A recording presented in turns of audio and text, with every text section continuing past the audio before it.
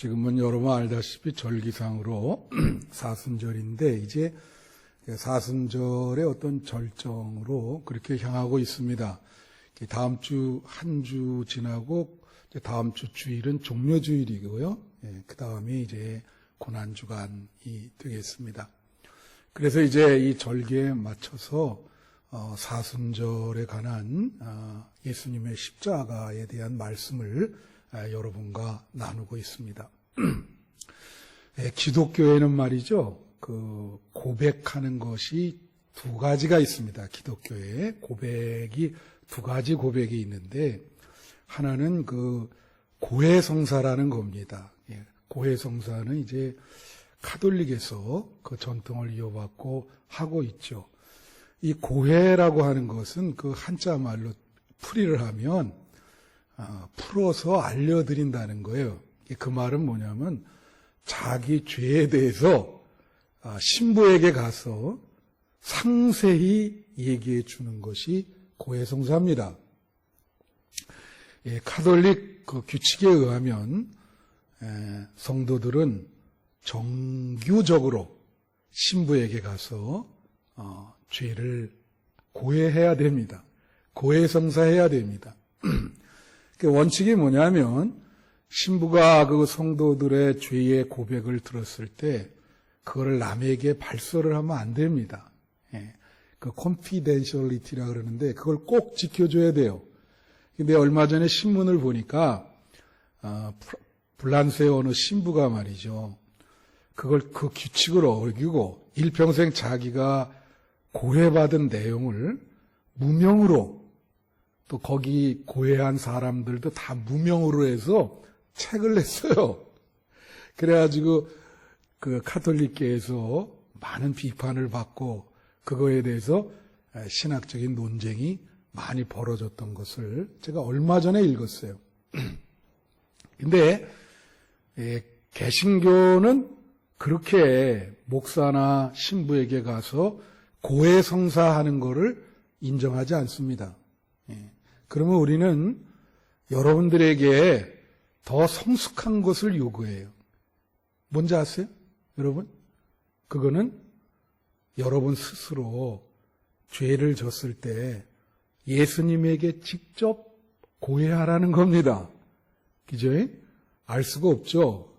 여러분이 직접 예수님께 기도하면서 자기 죄를 아뢰고 회개해야 돼요. 특별히 이 사순절의 그 절기의 개념은 우리가 딴 때도 마찬가지지만 우리가 사순절을 회개의 절기라 그렇게 얘기를 합니다. 그래서 평소보다 더 예수님 십자가 앞에 나아가서 여러분의 개인적인 죄를 고백하면서 용서를 빌고 회개하는 절기가 바로 사순절기입니다. 그래서 여러분이 그랬으면 좋겠고요. 근데 문제는 뭐냐면 우리 개신교인들이 많은 어려움이 있는 것이 그거를 예수님께 알아서 고백하라 그랬는데 그걸 안 해요. 그러니까 문제가 많죠. 그걸 해야 되는데. 그러니까 오히려 우리 개신교인은 더 높은 레벨의 성숙함을 요구하는 겁니다. 그걸 구태여 신부에게 가서 얘기할 필요가 뭐가 있겠는가. 스스로 자율적으로 예수님께 가서 성숙하게 여러분의 죄를 예수님에게 고백해서 예수님에게 용서를 받으라. 그러니까 우리는 오히려 단수가 높습니다. 그 성숙함을 요구하는데 사람들이 그런 성숙함의 그 레벨에 못 미치죠. 그래서 예수님께 자기 죄를 회개하고 고해하지 않는 경우가 참 많다는 것을 여러분에게 말씀을 드립니다. 또 하나 우리 기독교에서 고백하는 게 신앙 고백인데, 신앙인데 그게 바로 사도신경이에요. 그죠? 우리는 예배 드릴 때마다 예배 서두에 사도신경으로 신앙을 고백합니다. 그래서 오늘도 제가 사회 보면서 그랬죠. 시작할 때 사도신경으로 우리의 신앙을 고백합시다.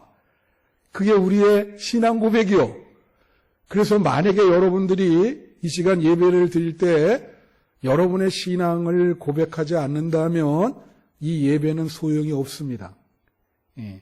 여러분은 반드시 내가 사도신경에 나오는 것처럼 하나님과 예수 그리스도와 성령님과 이 삼위일체 하나님을 믿는다고 하는 것을 고백하셔야 돼요. 할렐루야. 예. 근데 이 고백도 우리가 어느 상황에서든지 우리의 신앙을 고백할 수 있어야 되죠. 기독교인들은 안 믿는 사람 앞에서조차도 이런 신앙을 고백할 수 있어야 됩니다. 당당하게 자기의 확신을 얘기해야죠. 예. 근데 간혹 기독교인들이 사람들 앞에서 예수 믿는 사람, 안 믿는 사람들 앞에서 자기 신앙을 고백하기를 꺼려하는 사람들이 있어요. 그리고 신앙 고백을 안 하려고 그러고 예수 믿는 것을 숨기려고 그러는 사람들이 있습니다. 예, 그건 아니죠. 여러분, 사랑하는 연인이 있어요. 결혼을 하려고 그래요. 결혼의 전제 조건이 뭡니까? 반드시 내가 당신을 사랑합니다. 그 고백을 받아야 돼요. 그렇지 않습니까? 그 고백하지도 않고 이 가짜 사랑이 있을 수 있잖아요. 왜 사랑하지도 않으면서 결혼하려고 그러면 그게 어떻게 결혼 생활이 되겠습니까? 그죠? 여러분이 신앙생활을 한다는 것은 하나님을 사랑하는 것인데, 예수님을 사랑하는 것인데, 그걸 당당하게 고백하지 않고 어떻게 신앙생활을 할 수 있겠습니까? 그죠? 오늘 이 누가복음 22장부터 23장까지는 예수님이 십자가 지시는 여정이 나오는데 거기에 제자들의 모습이 나와요. 제자들이 평소에 예수님을 따라다니며 말로는 뭐 예수님을 사랑한다 하지만 결정적일 때 예수님을 부인하고 제자들이 다 도망가 버리고 신앙 고백이 진짜 필요한데 그 신앙 고백이 필요한 상황에서 나는 예수를 모른다 라고 부인하면서 그 신앙 고백을 안 하는 그 제자들을 보게 돼요. 말로는 그렇게 얘기하는데 결정적인 부분에서 그들의 행동은 반대로 그렇게 한단 말이에요. 그리고 제자들의 모습을 보면 참 이게 모순이다.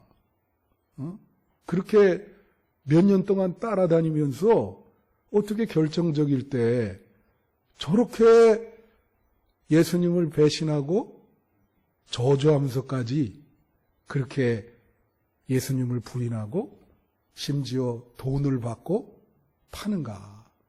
그걸 한번 생각해 봐요. 여러분, 그 여자 소설가 중에 양기자라는 분이 있어요.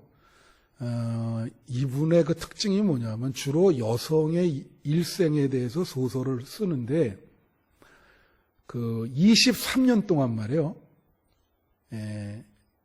이분이 쓴 이 책이 23년 동안 계속 그 베스트셀러 명단에 올랐어요. 그런 걸 뭐라냐면 스테디셀러라 그러죠. 꾸준하게 계속 그렇게 그 사람들이 많이 본다는 거예요. 특별히 여성들이 많이 본다는 거예요.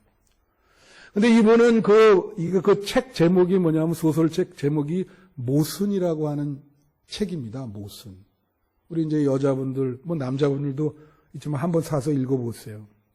근데 그 내용이 뭐냐면 이분은 그 소설에서 보여주려고 하는 것이 여성의 일생이 모순이다. 이거 모순. 예. 그래 초반부에 보면 그 어떤 여자가 그 25살의 안진진이라는 여자인데 그 아버지가 망난이에요. 뭐 가정폭력도 하고. 근데 그 아버지를 사랑하면서도 미워하죠. 그걸 애증이라 그러잖아요. 그 애증이라는 자체가 모순이지 않습니까? 이 사랑하면서도 미워하니까. 애증, 우리가 앰비발란스라 그러는데, 근데 거기에서 아주 백미는 뭐냐면, 자기가 이제 사귀는 사람이 두 사람이 있어요. 남자가. 하나는 쫓아다니는 사람이에요. 별로 그 사람은 굉장히 싫어해.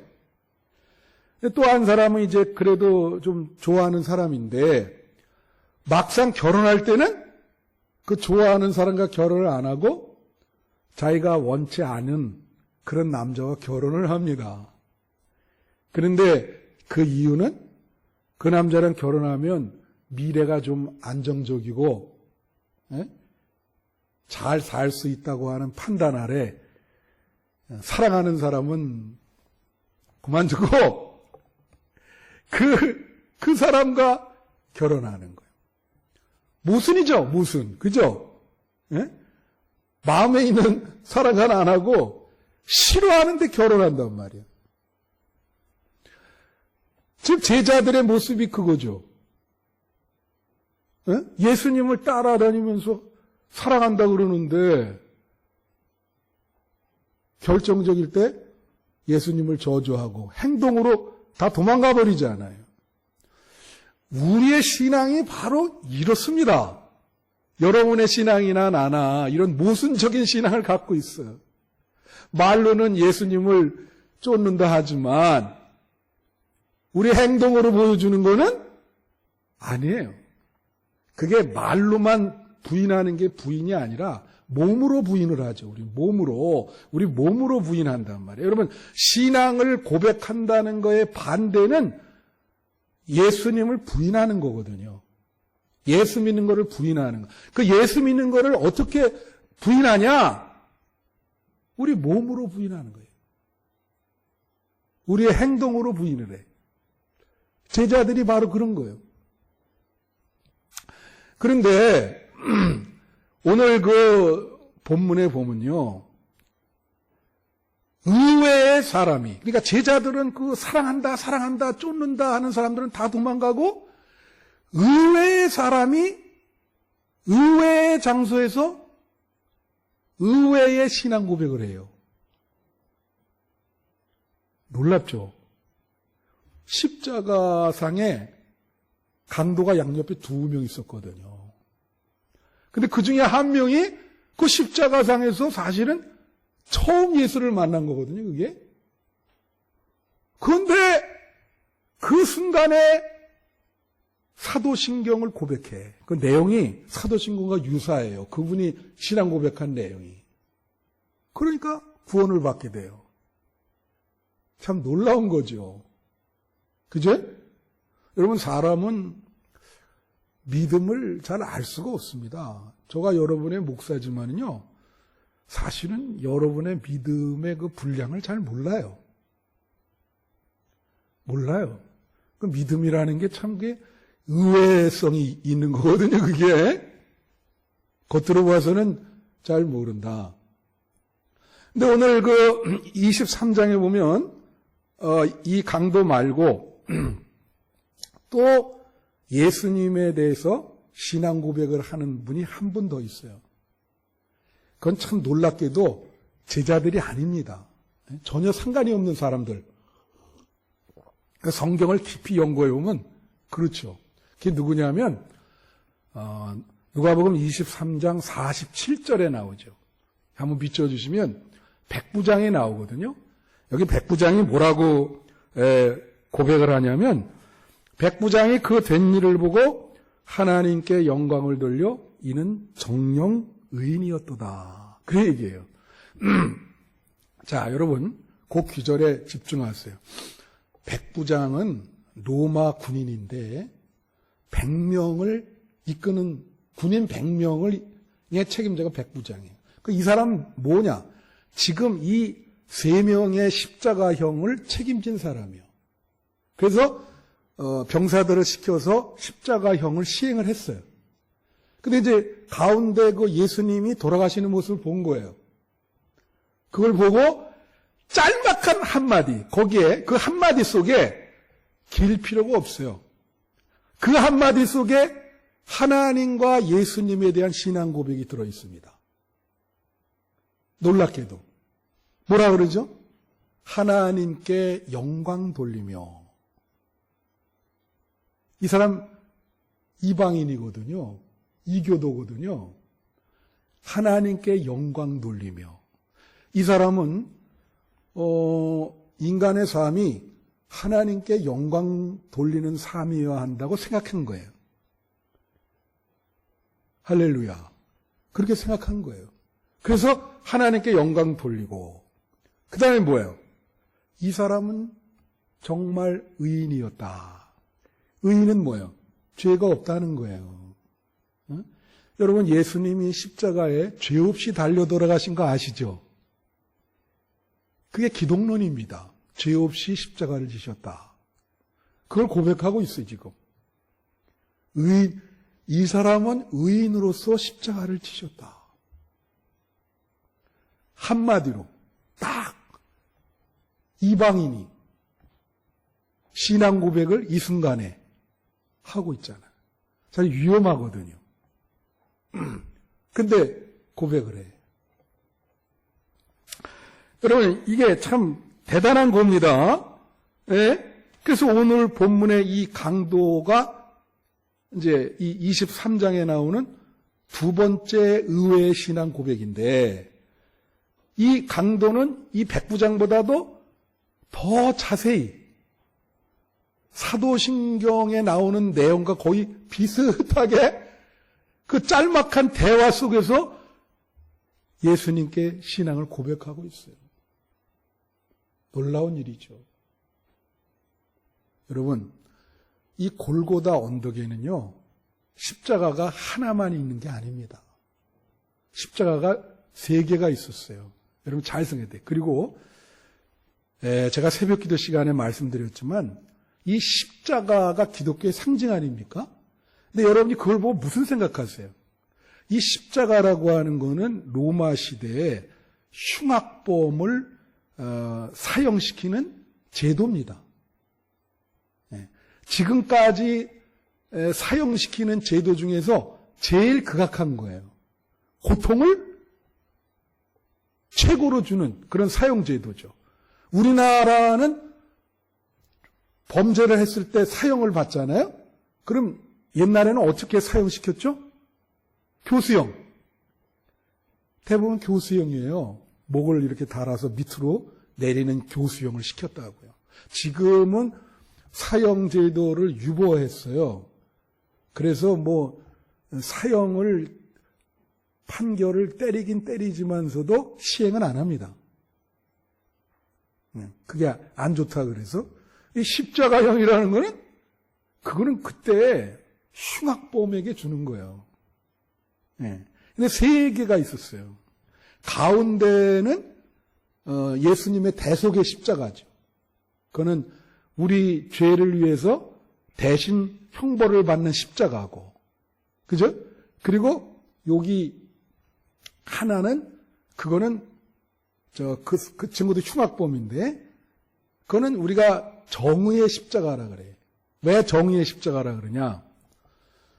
이 친구는 마지막 순간에 예수를 비방을 했어요. 그리고 믿지 않았어요. 그러니까 결국은 이 친구는 살인을 했든지 무슨 큰 범죄를 했을 거예요. 그러니까 그대로 형벌을 받은 거예요. 형벌을 받았어. 그러니까 좀 기독교 관점으로 심한 말을 하면, 죄송합니다. 나 이런 말 잘 안 쓰는데 지옥에 간 거죠. 형벌을 받았어. 그죠? 그래서 이 십자가 3개가 다 의미가 있어요. 그게 예수님의 십자가에 다 통합됩니다. 그래서 이 층은 정의의 십자가고, 또 하나의 십자가, 지금 구원받은 그 신앙 고백한 십자가는, 이거는 구원과 은혜의 십자가예요. 그 마지막 순간에 예? 제대로 된 신앙 고백을 함으로 구원을 받았어요. 은혜와 사랑의 십자가예요. 그렇죠? 그 세 가지가 있는데 그게 뭐냐면 결국은 예수님의 십자가가 사랑과 정의를 통합하는 십자가입니다. 예? 왜 그러냐? 하나님은 우리 인간이 죄를 크게 범했는데 그 형벌을 예수님에게 대신 내린 거예요. 그래서 예수님이 우리 대신 형벌을 받았죠. 이게 정의의 십자가입니다. 여러분, 죄는요, 형벌을 받게 돼 있어요. 형벌이 없는 죄는 없어요. 그래서 늘 말씀드리지만 죄 문제를 해결하지 않고는 천국에 못 갑니다. 왜냐하면 그게 상극이거든요. 죄를 안고 천국에 못 간다 이거예요. 그러니까 이 죄에 대한 형벌을 예수님이 대신 십자가를 짐으로 우리는 그 형벌에서 면제가 되고 용서받는 거예요. 그래서 천국으로 갑니다. 오늘도 그래서 그 낙원에 거하리라 그렇게 얘기하잖아요. 되게 중요한 거예요. 그래서 예수님의 그 십자가가 통합되어 있다. 그래 우리는 여기서 이제 믿음의 의외성을 제가 본다 그랬죠. 평소에 따르던 사람들은 결국은 떨어져 나가고 막판에 그 정말 우연히 만난 사람이 신앙 고백을 한다. 자, 그러면 이 사람이 신앙 고백하는 내용이 뭐냐? 여러분, 사도신경을 오늘도 외웠지만 한번 정리를 해볼 거예요. 여러분 매주 암송을 하는데 어떻게 시작하죠? 전능하사 천지를 만드신 하나님 아버지를 내가 믿사오며. 그게 나오죠. 제일 먼저 나온 것이 하나님이에요. 그리고 그러니까 주로 거기에는 하나님, 예수님, 성령님, 그 삼위일체 하나님이 나오고요. 그리고 인간, 성도, 구원 그렇게 전개돼요. 근데 여러분 그거 아셔야 돼. 한 7, 80%는 사도신경의 그 내용이 예수님의 생애입니다. 예수님의 비중이 제일 많아요. 그죠? 뭐라고 나와요? 동정녀 마리아에게 나시고 본디오 빌라드에게 고난을 받으시고 장사한 지 3일 만에 죽은 자 가운데서 살아나시며 하늘에 오르사 하늘 보좌 옆에 앉아 계시다가 죽은 자와 산 자를 심판하러 오시리라. 뭐예요? 다 예수님에 대한 얘기죠. 거의. 그렇지만 그 안에 짤막하게 한 단어라도 하나님, 성령님, 예수님, 인간, 인간의 죄, 성도들의 모임 다 나와 있어요. 그러면 지금 이 강도가 내가 볼 때는 이분이 어떤 잘못을 범했는지 잘 모르겠습니다. 근데 사람이 잘못을 범하더라도 자기 의식 속에는 항상 그런 거에 대해서 고민하는 분들이 있잖아요. 어떤 분은 고민도 안 하는데, 그러니까 이분은 평소에 고민을 많이 한 사람이요. 볼까요? 그럼 우선 여기에 40절을 한번 보세요. 이분이 하나님에 대한 신앙 고백이 나옵니다. 이 40절에 뭐라고 나오죠? 하나는 그 사람을 꾸짖어 이르되 내가 동일한 정죄를 받고서도 하나님을 두려워하지 않느냐. 그죠? 뭐라고 얘기를 했냐면 하나님이 두렵지 않냐. 이 얘기예요.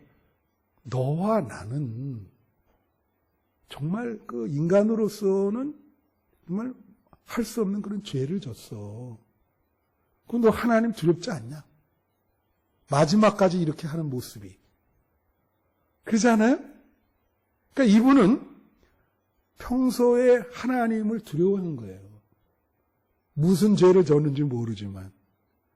여러분 그 잠언서에 보면요. 그 지혜의 근본은 하나님을 경외하는 것이다. 그렇게 나와요. 이 경외라고 하는 것이 존경할 때 경자와 두려워할 때 두려워할 외자입니다. 그러니까 하나님을 두려워한다는 거예요. 그게 지혜의 근본이라는 거예요. 하나님을 두려워할 때 실수하지 않죠. 하나님 두려워하는 것이 신앙의 기초입니다. 이 사람은 신앙의 기본이 되어 있는 거예요. 하나님이 두렵지 않아요? 여러분 하나님이 두렵지 않습니까? 지금 그렇게 나에 대해서 묻는 거예요. 하나님 두렵지 않습니까? 그 다음에 이분의 인간론을 볼게요. 인간론. 인간론이 어떤다? 이 사람의 인간론은요. 인간은 죄인이라요. 41절 한번 볼까요? 여러분 41절에 보면 우리는 우리가 행한 일에 상당한 보응을 받는 것이니 이렇게 얘기해요. 무슨 말입니까? 나는 죄를 지어서 이런 벌을 받는 것이 마땅하다 이거예요. 그렇죠? 근데 여러분 모든 사람이 다 이렇게 생각하는 거 아닙니다. 그죠? 어떻게 생각하냐면 죄를 짓고도 나보다 더 큰 죄를 진 사람은 멀쩡하게 다니는데 나는 죄도 아닌 걸 줬는데 왜 내가 이런 형벌을 받냐. 대부분 이런 식으로 생각해. 그런 식으로 생각하는 사람들이 바로 그 십자가 옆에 있는 그 한 강도예요. 그분이 한 얘기를 한번 볼까요? 39절 한번 보겠습니다. 이 사람 뭐라 하냐면 달린 행악자 중 하나는 비방하여 이르되 내가 그리스도가 아니냐 너와 우리를 구원하라. 자, 예수님에 대해서 이 사람과 정반대의 태도를 취했는데 뭐라 그랬냐면 일단 비난했어요. 그리고 하는 말이 뭐라냐면 비웃었어. 너 그리스도라 그러는데 한번 구원해봐. 다른 복음서에 뭐라냐면 한번 내려와 봐라. 예? 네가 무슨 비방을 해. 사기꾼이라는 거지 예수 보고. 여러분 어떻게 생각하세요? 제가 여러분에게 말씀을 드리는데 여러분이 구원받아서 천국에 가려면 잘 보세요. 나의 죄에 대한 인식과 깨달음이 필요합니다. 그렇지 않으면 천국에 못 가요. 그래서 십자가를 믿는 거거든요. 그런데 그게 어려워요. 신앙은 자기 죄의 깨달음부터 시작이 돼야 되거든. 자, 보세요. 이 친구는 내가 볼 때는 뭐 살인이든 뭐든 진짜 흉악한 범죄를 한 거예요. 그럼에도 불구하고 자기 죄에 대한 인식은 없죠. 어떻게 보면 좀 뻔뻔해요. 그죠? 죄 없는 예수님을 지금 비난하고 있어요. 죄 없는 예수님을. 예? 제가 늘 얘기하죠. 이런 거 여러분에게 얘기했습니까? 이건 뭐 적반하장, 내로남불. 예? 그게 원죄라 그랬죠. 자, 제가 심한 말을 합니다. 이렇게 내로남불, 어떻게 보면 뻔뻔한데 그런 사람은 구원 못 받습니다. 단테의 그 신곡에 보면 그 지옥에 가는 그 계층이 있거든요. 이렇게. 네? 내로남불은 아주 밑으로 떨어져요. 오늘날 우리 사회의 신문에 나는 거 보세요. 거기 지금 뭐 사법제도에서 나오고 뭐 매일 신문 펴면 그런 얘기야. 근데 거기에 제가 하나 물어볼게요. 여러분, 자기 죄를 인정하는 그 사람 봤어요? 거기에? 봤어요? 전혀 인정 안 합니다. 이번에 장로님들 아까 얘기했지만은 그 아들이 할머니 자식인데 유전자 검사로 99.99999가 나왔어. 100%가 그 자녀지. 아니래잖아요. 끝까지 아니래잖아요.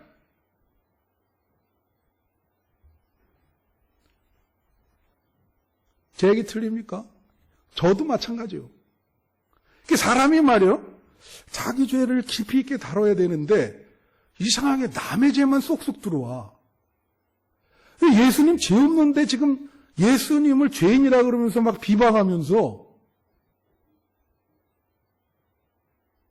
놀리고 있어요. 내려와 봐라 너. 비웃고. 어떻게 구원받겠습니까?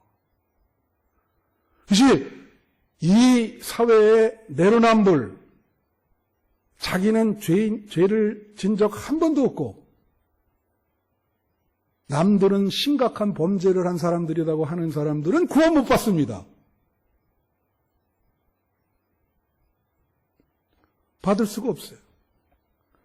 그래서 이 사순절에는요, 자기 죄를 생각하는 절기예요. 여기 그러잖아요. 이 구원받은 강도가 뭐라 그럽니까? 우리는 우리 죄에 대해서 보응받는 것이 마땅하다. 여러분, 이게 평범한 것 같지만 평범하지 않은 고백입니다. 이렇게 고백하는 사람 드물어요. 내가 죄를 졌기 때문에 이렇게 형벌을 받는 것 당연한 거야. 내가 죄를 졌는데 당연하지. 사람들이 이렇게 얘기하는 사람이 있어요? 난 죄를 안 졌는데 난 왜 이러는지 모르겠단 말이야, 이거. 저 나쁜 시키들 말이야. 다 지금 예수를 비방하는 사람들, 그런 사람들이죠. 그래서 제가 말씀드리는데, 천국에 못 가는 이유는 딱 그거 하나예요. 자기 죄를 깨닫지 못하면 천국에 절대 못 갑니다. 십자가가 필요 없어요. 네. 그래서 구원받지를 못하는 거예요. 자기 죄를 심각하게 깨달으셔야 돼. 그래야 십자가를 믿고 구원받을 수 있는 거예요. 그 다음에 기독론이 나와요. 41절부터 42절에 기독론이 나와. 41절에 보면 뭐라고 얘기하냐면 이렇게 해요. 우리는 우리가 행한 일에 상당한 보응을 받는 것이나 이에 당연하거니와 이 사람이 행한 것은 옳지 않은 것이 없다. 그러니까 예수님은 아까 그 백부장이 의인이다라고 고백하잖아요. 이거 그 말이요. 예수님은 죄가 없이 십자가에 달리셨다는 거야. 인간의 죄를 대속하기 위해서. 그러니까 제대로 고백하는 거죠. 저분은 죄가 없이 달리셨어. 죄가 없단 말이야. 그리고 뭐라 그래요? 여기 보면 42절에 예수여 당신의 나라에 임할 때에 나를 기억하소서. 자, 이 말이 되게 중요합니다. 당신의 나라는 뭘 말하냐면 천국을 말하는 거예요. 다 같이 천국.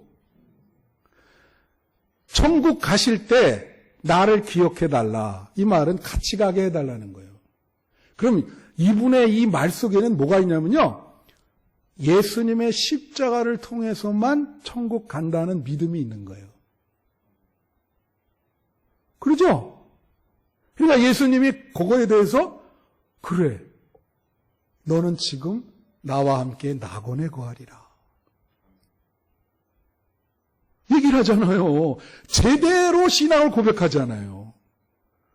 예수님, 당신 십자가 지시고 천국 갈 때 나를 같이 데려가 주세요. 십자가라는 게 인간과 천국과의 다리거든요. 그게 거기만 통과해서 갈 수 있거든요. 그래서 확실하게 신앙 고백을 하는 거예요. 십자가를 지는 지금 어려운 고통스러운 순간이거든요, 이게 지금. 그 고통스러운 순간에서 그런 고백을 하고요. 자, 여러분 말이요. 베드로가 이런, 이제 조금 있으면 말씀 마칩니다. 베드로가 이런 말 했어요. 다른 사람은 몰라도 나는 예수를 부인하지 않겠습니다. 그랬거든. 이제 그게 자기의 어떤 신념이었어. 그죠? 말은 그렇게 했으니까 그걸 보면 쟤는 그래도 예수를 이렇게 많은 사람 앞에서 부인 안 하는 것이 자기의 신념이구나. 그 말을 해놓고 어떻게 해요? 그 말 부인을 했잖아요. 참 이게 말도 안 되는, 그죠? 우리가 신앙생활할 때 우리의 신앙 고백, 우리의 신앙이 덕목이 많아요. 그 덕목을 우리가 다 지킬 수는 없어요. 인간이기 때문에. 근데 어떤 분들은 나는 다른 건 몰라도 내가 평생 이거 하나만은 지키겠다. 그런 분이 있거든. 그게 이제 신념이죠. 신앙 고백이 어떤 한 부분에 신념이 생긴 거예요. 다 할 수는 없으니까. 예를 들면 내가 이제 수요일에도 말씀드렸지만 아브라함 같은 경우는 이동할 때마다 먼저 예배를 드려요. 그러니까 그분이 믿음의 조상이라 그러는데 중요한 거는 그 사람은 어디든 나는 예배는 드린다. 목숨이 칼에 들어와도 예배는 드린다. 우리 교우 중에서도 그런 분이 있어요. 자기는 뭐 바빠서 예배는 지키겠다. 그거 하나만이라도 하겠다. 뭐 that's okay. 됐어요. 그건. 그거 자기 신념이니까. 그죠? 여러분 다윗 보세요. 다윗은요 2가지 신념이 있었습니다. 그가 하나는 자기를 해코지 않은 사람을 보복하지 않겠다. 자기는. 그 평생 그것이 신념이 있었어요. 그 많은 사람을 해코지했지만 다 관용했습니다. 또 하나는 뭔지 아세요? 하나님이 기름 부은 자는 죽이지 않는다. 사울이 그렇게 자기를 괴롭혔어도 부관들이 여러 번 사울을 죽일 수 있는 기회가 있었거든요. 근데 부관들이 지금 죽이세요. 근데 절대 안 죽여. 나는 하나님이 세운 사람은 절대 안 죽인다. 내 손으로 피를 난 안 한다. 하나님 기름 부은 사람 난 안 죽여. 평생 안 죽였어요. 자기 신념이야. 그거 하나는 지키는 거야. 솔로몬은 뭡니까, 여러분? 솔로몬은 신앙의 내용 중에 뭐를 중요시 했냐면 다 같이 지혜. 그는 뭐 하나님께 달랄 때마다 지혜를 달라 그랬어요. 나는 지혜로운 신앙생활 하기를 원한다. 그러죠? 여러분 그런 신념이 있습니까? 뭐 하나라도? 내가 지금까지 신앙생활 하는데 내가 이거 하나라도 지켜야겠다. 능력이 안 되는데 내가 할 수 있는 건 이거 하나다 말이야. 예? 자, 중요한 게 있어요. 만약에 여러분이 그렇게 안 된다면 오늘 본문에 나오는 강도처럼 예수 그리스도를 믿으면 천국 간다고 하는 그 신앙 고백 하나라도 잘 하세요. 할렐루야! 그러죠? 신앙 고백 하나라도. 여러분, 제가 마치면서 기독교인이 천국 간다고 하는 소망이 중요해요. 근데 가족들 중에 안 믿고 가는 사람이 있단 말이에요. 그럼 제가 지금까지 목회하는 동안 그럴 경우에 목사님을 초대를 해서 마지막에 세례를 달라 그래요. 그리고 신앙 고백을 좀 할 수 있도록 해달라. 그게 어떤 분이 있었는데 그 아버지야. 그 부인이랑 딸이 이제 자꾸 목사님 참 급합니다. 빨리 오세요. 갔단 말이에요. 다 준비하고 갔어요. 근데 그 오락가락 하셔서 그런지 예수를 믿으면 간단하게 해야 될 거 아니에요. 복잡하게 뭐 교리를 얘기할 시간이 뭐가 있겠습니까? 마지막에 이 강도가 지금 이 십자가 고통 중에 씨름하면서 지금 고백해서 천국 갔는데, 그러니까 그냥 딱 하나 묻는 거예요. 예수 믿으시면 천국 간다는 확신이 있으십니까? 대답이 없으신 거야. 뭐 어떻게 세례를 줘요? 그렇잖아요?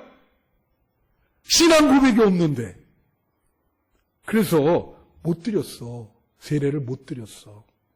그래서 돌아가셨어요. 근데 내가 이제 새벽기도 얘기했지만 그 부인이란 딸이 울면서 나를 하면서 이 가족들이 자기 아버지가 자기 남편이 지옥 간다는 생각을 하면 정말 겁난다는 거예요. 실제로 그런 있었던 일을 말씀드리는 거야. 그래갖고 시신이 냉동실에 들어가 있는데 나보고 그걸 장례 지내기 전에 그걸 꺼내가지고 그 이마에다가 기도를 해주시면 자기네가 남은 인생 평생 그래도 마음의 위안을 받겠다는 거요. 근데 그게 뭐 소용이 있겠습니까?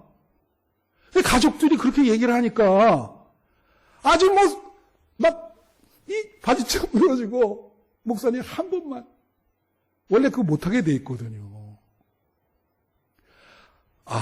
참 또 의사한테 부탁을 하고 너 얼마나 어려워.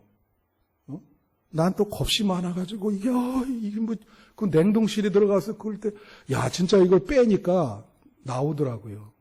그 이마에다 놓고 기도했어요. 참 어려운 기도했습니다. 그 딸이랑 부인이 옆에서 막 울면서 아버지 어떡하면 좋아. 기억이 생생해. 신앙 고백이 이렇게 중요한 거예요. 의외의 신앙 고백. 그죠?